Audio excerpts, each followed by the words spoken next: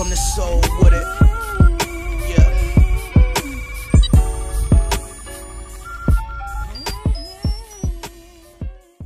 So I was listening to the Jorge Sedano podcast on ESPN LA Radio, and he spoke about the Lakers having trade talks with the Wizards about trading for John Wall. So Jorge Sedano explained how the article came from an average Joe off the internet who goes by the name Gary the Number Guy, but then says SB Nation actually did some fact checking to see if this was real, and it actually turned out to have some truth to it after SB Nation spoke to some agents who said that the Lakers and the Washington Wizards poked around about a potential deal. One of the sources said that Rich Paul was orchestrating. For those who don't know, Rich Paul is LeBron James' friend and an agent of John Wall. The rumors were true, and that Lonzo Ball and Caldwell Pope were definitely in that deal, but there was a discussion with a third player, which would have been Brandon Ingram, Josh Hart, or Kyle Kuzma. And a female co-host on the show chimed in and said, "Would you do that?" And that's when Jorge Sedano responded by saying, "No, he wouldn't do that." So Jorge Sedano explained how he don't love John Wall and that John Wall can be better than what he has shown, and says that John Wall is not defending on a high level. Jorge Sedano says that John Wall has a higher ceiling than Lonzo Ball, but says that John Wall has a ridiculously high contract. It's $19 million, but next year it could kick up to $30 or more million.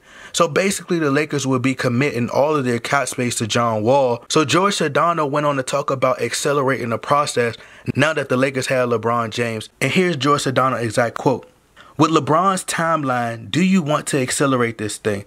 The problem is, if you trade for John Wall, then what do you have left to trade for Anthony Davis? And again, you've eaten up your cap space. This doesn't make a ton of sense to me." So if you guys would like to hear the full audio, the link is in the description box. Now, I don't think this would be a great fit for LeBron James and the Lakers. Me, myself, personally, I'm not a fan of John Wall's style of play. I'm really not so much of a fan of slasher and passer type of players.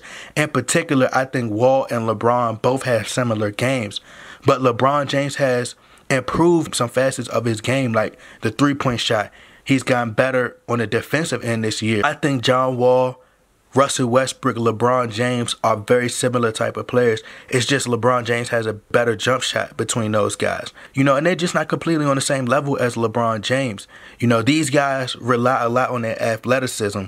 I think John Wall isn't a great three-point shooter like Steph Curry or Kyrie Irving is. So him pairing with LeBron James, to me, don't make a lot of sense. I wouldn't make the trade. Like Jorge Sedano says, it wouldn't make sense to me. I don't think that people understand that teams want something of value when you trade for a player. You can't just say, "Here, take KCP and Lonzo," and they be like, "Well, fine, we'll take it." Because neither Lonzo or KCP are on the level of a John Wall, despite my critiques of John Wall.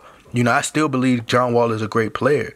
But do I think that he's he would fit with LeBron James? Absolutely not. So to me, it would make sense that they would want Brandon Ingram or a Kyle Kuzma. But would I trade either one of them for John Wall? Absolutely not. But I understand from a GM perspective why they would want value in return. Like I said, for me, Anthony Davis or Kawhi are the only two players are worth trading my future for, because those guys are relatively still young and they can still produce at a very high level. And once LeBron James leaves, these guys could be the face of your franchise, and then you could continue to build around them for the remainder of their careers.